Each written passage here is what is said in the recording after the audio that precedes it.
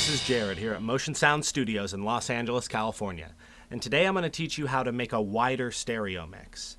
Now, making a wider stereo mix basically means spreading out the instruments and the sounds from the left to the right so that the song sounds bigger, it sounds more full, it fills the room up and fills the speakers up.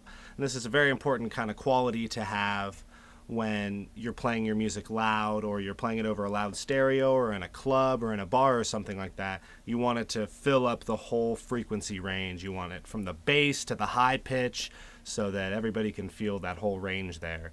And there's some good techniques to get a wider stereo mix, and I'm going to teach you some of those.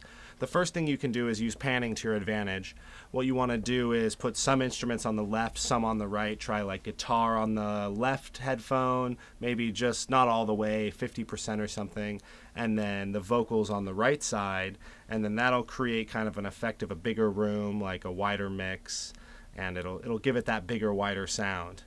What you can also do is double things. You can double the vocals or double the guitar, copy paste it basically to another track, put one in the left headphone and one in the right headphone. That way it'll sound like it's coming from both sides, and it fills your head that way, coming from both sides of the room. Also, what you want to do is make sure that you're recording everything well and that you're not overmodulating or going into the red, because if everything's recorded clear and recorded well, then you can turn everything up and make the mix wider and bigger without getting distortion or annoying noises coming in the background from it overmodulating.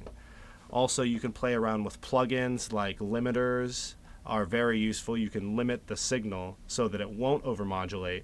That way you can turn up all the instruments. You can turn the guitar up way higher if it needs to be, so that it can match the rest of the instruments. And you also want to do that. You want to make sure all the instruments' volumes are matched, that they're all similar, so that your song sounds good and that the spread is even.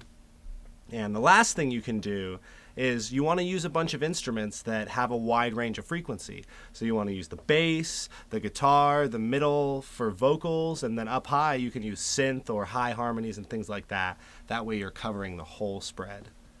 This is Jared with Motion Sound Studios, and today I taught you how to make a wider stereo mix.